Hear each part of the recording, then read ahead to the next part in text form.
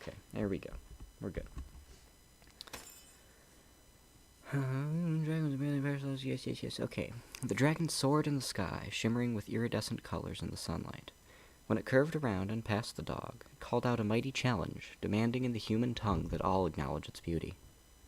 The dog watched this from atop a hill. He was pretty small, even for a dog. He was white, with brown spots and floppy ears, not of any specific breed or lineage, and small enough that the other dogs often mocked him. He was of a common variety, of a common species, of a common animal that most people would rightfully ignore. But when this dog stared at the dragon and heard the mighty boast, he came to a realization. Today, he had encountered something he'd always wished for but never known. Today, he'd seen perfection and had been presented with a goal. From today, nothing else mattered. He was going to become a dragon.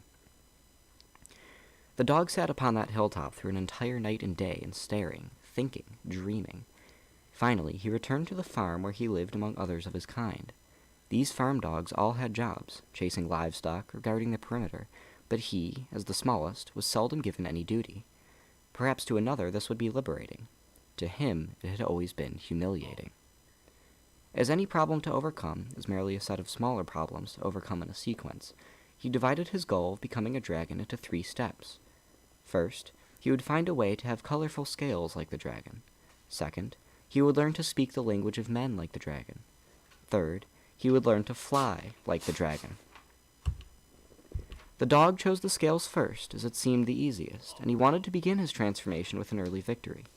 He knew the farmer owned many seeds in a variety of colors, and they were the shape of little scales.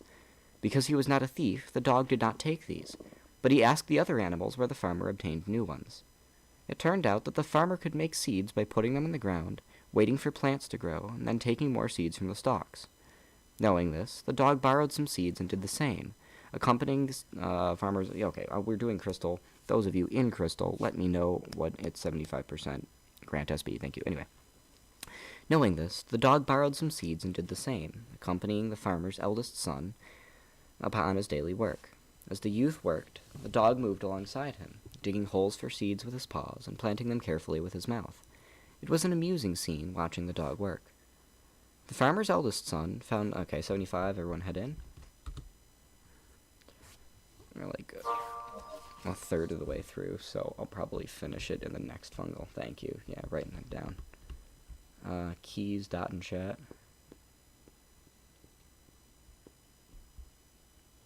Okay, Chopin, you can go ahead and pop after we finish this crystal.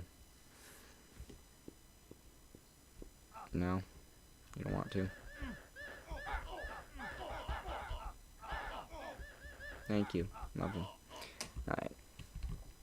The farmer's eldest son found the dog's actions quite amusing, then incredible as the dog went out each day gripping a watering can in his teeth. The little dog watered each seed just as the farmer did. He learned to weed and fertilize, and eventually the dog was rewarded with his own small crop of colorful seeds. After replacing what he'd borrowed from the farmer, the dog got himself wet and rolled in his seeds, sticking them all over his body. He then presented himself to the other dogs. "Do you admire my wonderful new scales?" he asked his fellow animals. "Do I not look like a dragon?" They, in turn, laughed at him. "Those are not scales," they said. "You look stupid and silly. Go back to being a dog." The dog slunk away, feeling foolish and hurt.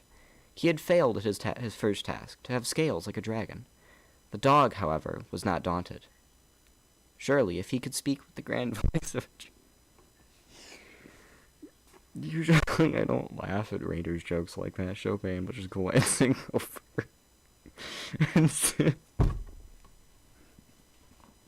Sorry. Hold on. Surely, if he could speak with the grand voice of a dragon, they would all see.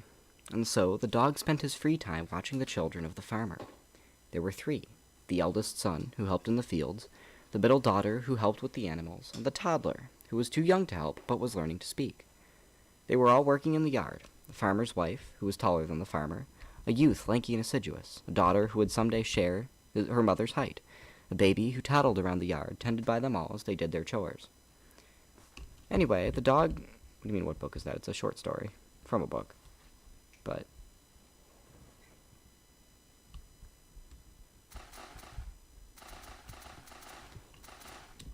Okay. Next fungal, I'll probably finish it, but...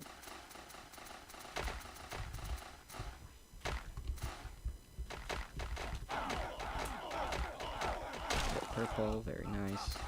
I'll call fractals and where to stand for green, that's about it, honestly.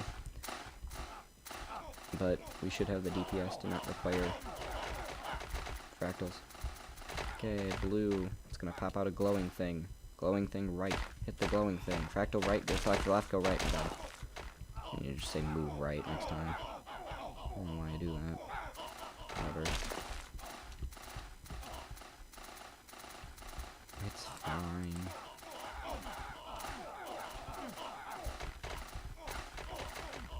Yellow, don't sit on the crystals it shoots out, but otherwise you'll be fine. Very nice, no fractal. Okay, get your damage, and there isn't a thing for this. Sure, Modder, you can pop next. Chopin, don't. Fractal down, go up, never mind, we're good. Modder, go pop. Very nice. Okay. Let me continue. Find a good spot to leech so that stuff doesn't get dragged into room. Everyone go right. Key-wise to key when we head in. Need to find a good leeching spot here. Clear a little bit. And then I shall continue.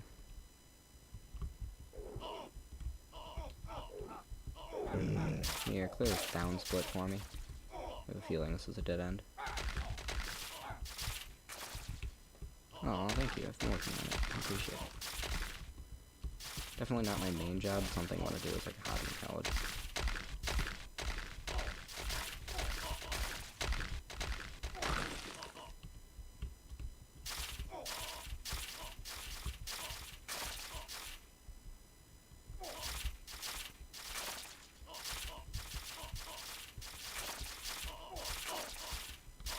And finish clearing the down spot. I'll continue reading so I can actually finish this.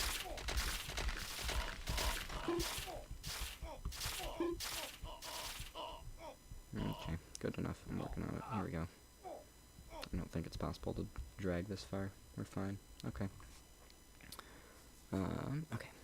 Anyway, the dog figured that the best way to learn the language of men was to study the youngest child. So the dog played with the baby, stayed with him, and listened as he began to form words.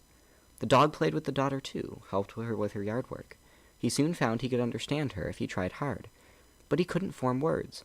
He tried so hard to speak as they did, but his mouth could not make that kind of speech. His tongue did not work like a human tongue. Eventually, while watching the tall and serious daughter, he noticed she could make the words of humans on paper. The dog was overjoyed by this. It was a way to speak without having a human tongue. The dog joined her at the table where she studied, inspecting the letters as she made them. He failed many times, but eventually learned to scratch the letters in the dirt himself. The farmer and his family thought this an amazing trick. The dog was sure he found a way to prove he was becoming a dragon. He returned to the other dogs in the field and showed them his writing ability by writing their names in the dirt. They, however, could not read the words. When the dog explained what writing was, they laughed. "This is not the loud and majestic voice of a dragon," the dog said. "This is speaking so quietly nobody can hear it. You look silly and stupid. Go back to being a dog." They left the dog to stare at the writing as rain began to fall, washing the words away. He realized they were correct. He had failed to speak with the proud and powerful voice of a dragon. But there was still hope if the dog could just fly. If he could achieve this feat, the dogs would have to acknowledge his transformation. This task seemed even harder than the previous two. However, the dog had seen a curious device in the barn. The farmer would tie bales of hay with a rope, then raise or lower them using a pulley in the rafters. This was essentially flying, was it not? The bales of hay soared in the air, and so the dog practiced on pulling the rope himself and learned the mechanics of the device. He found that the pulley could be... Yes, RL is here. RL is... Yeah, sorry, you mean for boss. Oh, I can still... Oh, I made it, and we're fine. I'm not paying attention. My bad. Thank you. I appreciate it, because I was, like, at the drill entrance. And if you hadn't said that, I probably would have just not done that. Anyway, Dave's father. Thank you. Y'all are already on it. I don't need to do callouts. Y'all are good at this. Good job. Okay, wait until it spits out child. Drag it to one side. There's all the good stuff.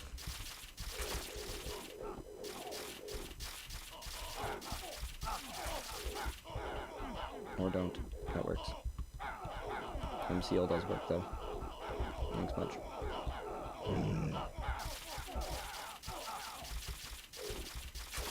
Very nice. Finish with damage.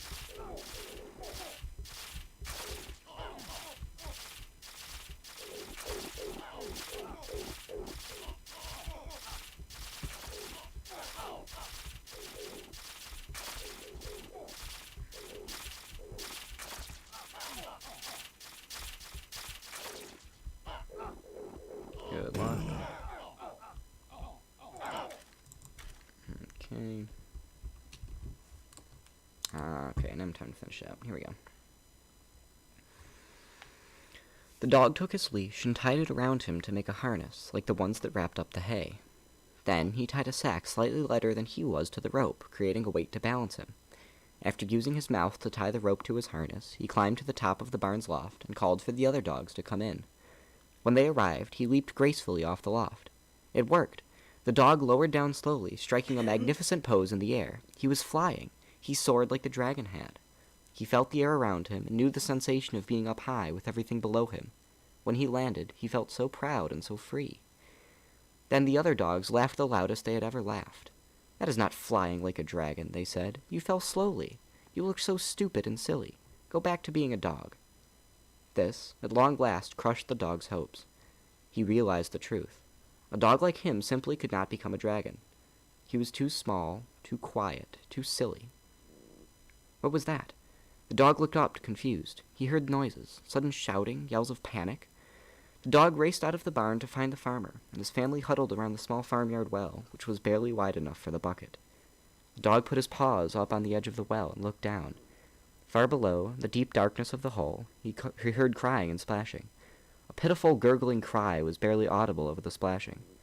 The littlest child of the farmer and his wife had fallen into the well and was drowning. The family screamed and wept. There was nothing to be done. Or was there? In a flash, the dog knew what to do. He bit the bucket off the well's rope, and then had the eldest son tie the rope to his harness. He wrote "Lower me" in the dirt, then hopped up onto the rim of the well. Finally, he threw himself into the well as the farmer grabbed the crank. Lowered down on this rope, the dog flew into the darkness. He found the baby all the way underwater, but shoved his snout in and took hold of the baby's clothing with his teeth, 75 head into Crystal Cavern. A short time later, when the family pulled him back up, the dog appeared, holding the littlest child.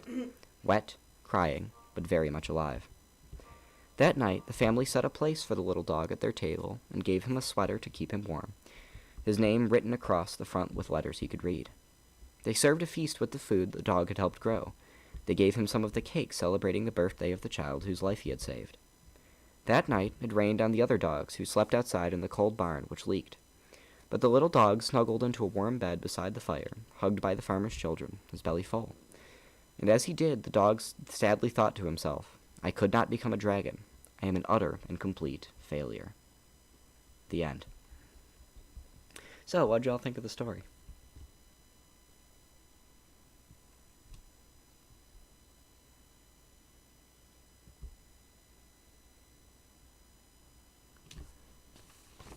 Is the ending, like, I don't know, like, what do you think about the ending?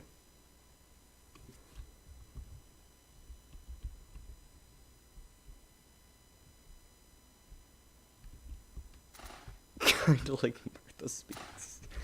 Alright, I've got another one for you, same author. Again, it's part of a larger book. But purple's on the vertex where the purple is. Good job.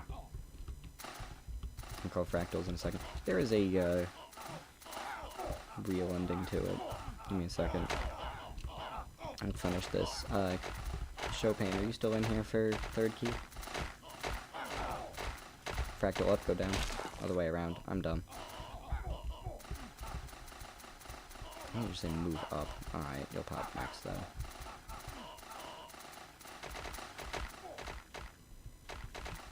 Watch for jumps. Forgot to call fractal, that's entirely my bad. I think we're fine though.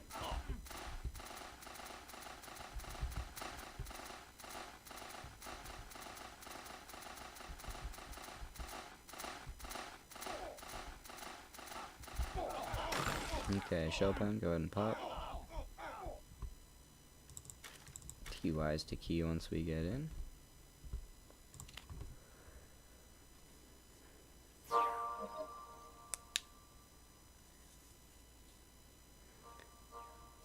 That night, the little dog snuggled into a warm bed beside the fire, hugged by the farmer's children, his belly full.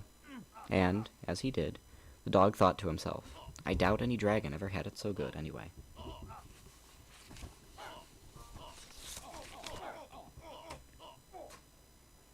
Okay, hold on. A second one here.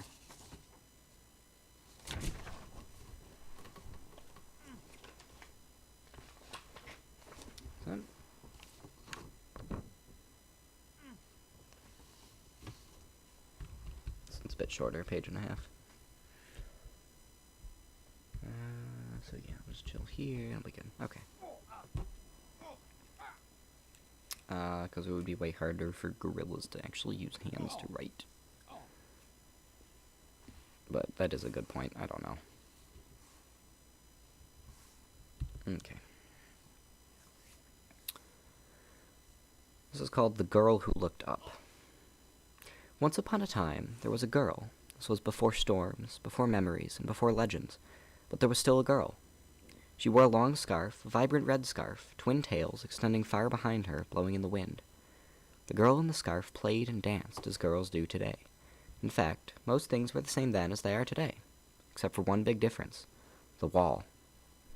A high, terrible wall stretching towards the moons, blocking the sky, throwing everything around the girl into shadow. The girl stepped toward it, looking up, straining to see the top.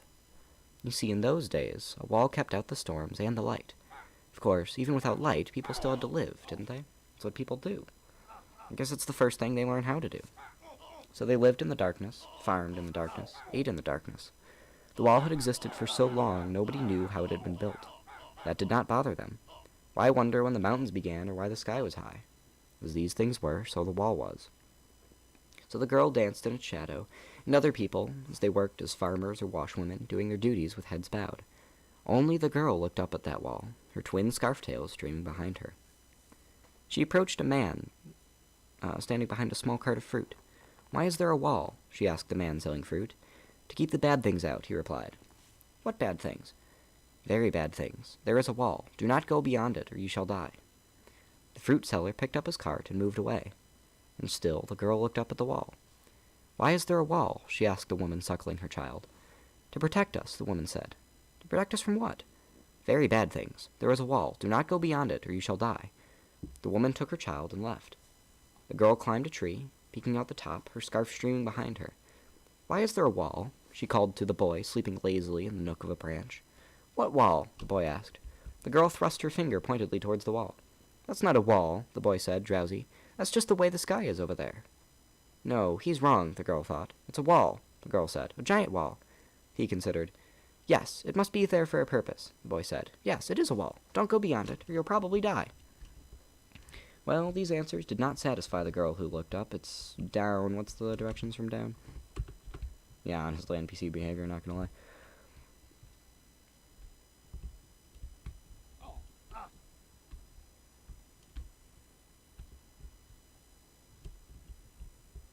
Alright, thank you. Yeah, other left. Oopsies, not paying attention. She reasoned to herself, if the wall kept things out, then kept evil things out, then the space on this side of it should be safe. So, one night, while the others of the village slept, she sneaked from her home with a bundle of supplies. She walked toward the wall, and indeed the land was safe, but it was also dark, always in the shadow of that wall. No sunlight ever directly reached the people. The girl traveled far. No predators hunted her, and no storms assaulted her. The only wind was a pleasant one that played with her scarf, and the only creatures she saw were the crickets that greeted her as she walked. Oopsies, there should be a drill. Then, at long last, the girl in the scarf stood before the wall. It was truly expansive, running as far as she could see in either direction, and its height, it reached almost to the heavens. She climbed and climbed. There were outcroppings in the wall, things like spiked or hunched ugly statues. She had climbed the highest trees all through her youth. She could do this. The girl kept climbing. The climb took days. At night, the girl who looked up would tie herself a hammock out of her scarf and sleep there. She picked out her village at one point, remarking on how small it seemed, now that she was so high. As she neared the top, She finally began to fear what she would find on the other side. Unfortunately, this fear did not stop her. She was young, and questions bothered her more than fear. So it was that she finally struggled to the very top and stood to see the other side. The world burst alight in a sudden explosion. A brilliant and okay. Sure. Boss right climax. Okay, come on. Do the damage, do the things. Thanks for that, seal.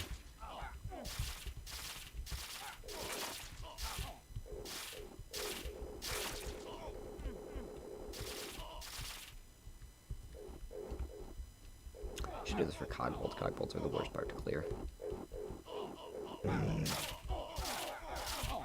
Very nice DPS off.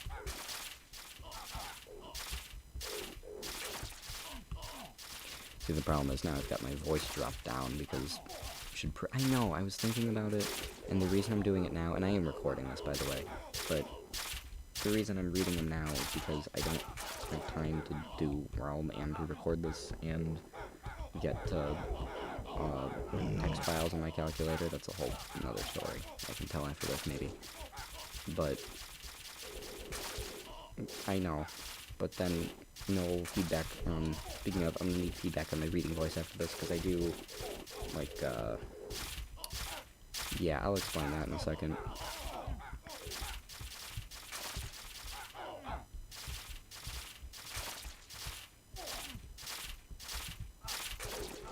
Okay, finish up, and then I will finish the story. How did I get 0? What? I did so much damage. Whatever. Okay. Hide in a crystal if you're 2-4. Or if you just have DPS. I don't know. I don't really care too much. Actually, you know what? As many people can head in as they want, because the longer it takes to clear, the more I get to read.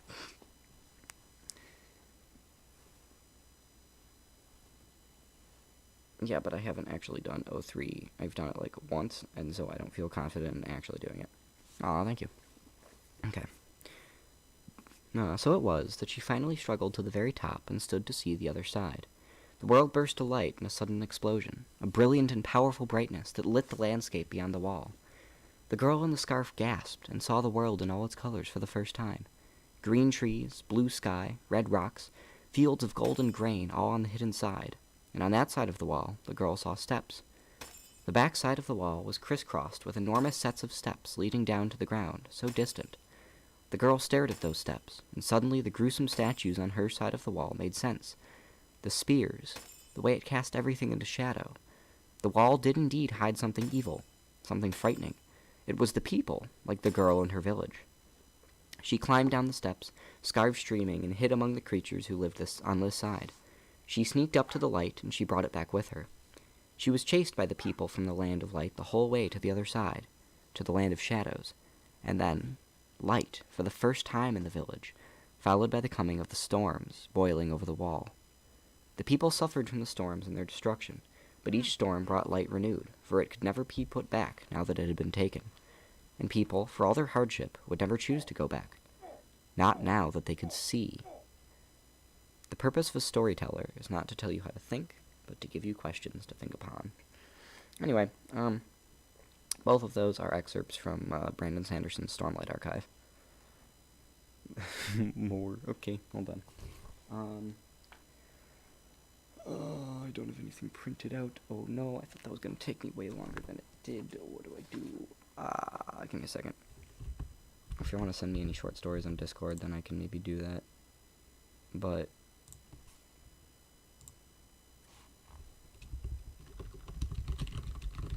you want SCP files?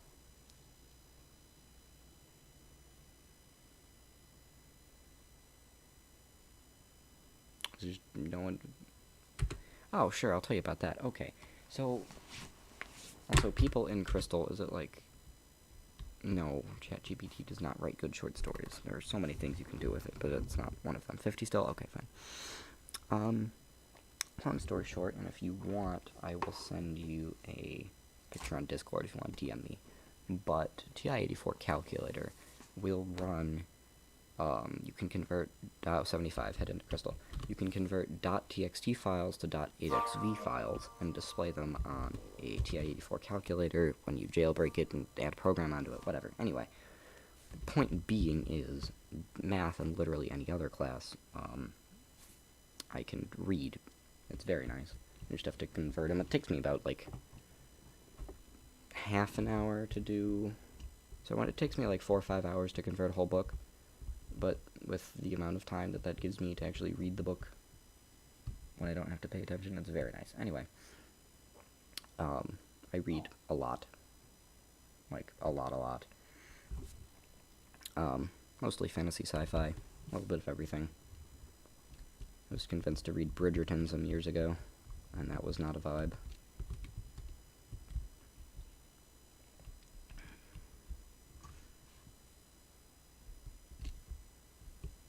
Bridgerton, for the unaware, is a trashy romance.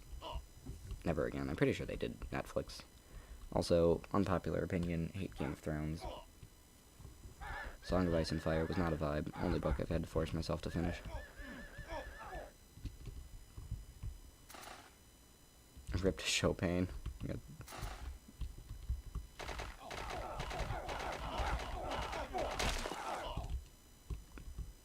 Yeah, sorry.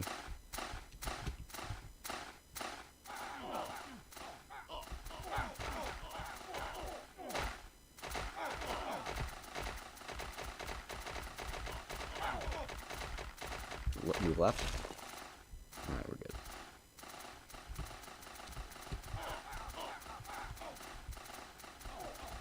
So the problem is I learned the call out by calling the direction of the fractal and then the direction that you're supposed to move, and it's so annoying. I mean, you can if you want, but it's going to be a solo. I wasn't paying attention at all. Didn't even call it. I'm so sorry. No, don't actually. Do we have any other keys who are actually with us? If not, I'll go ahead and do a reset.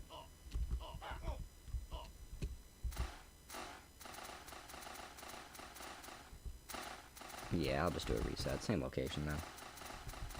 Well, no one died, so it's fine. Yay, blue bag. Alright. I'm in the realm. I'll do the things. Same location, US Midwest right.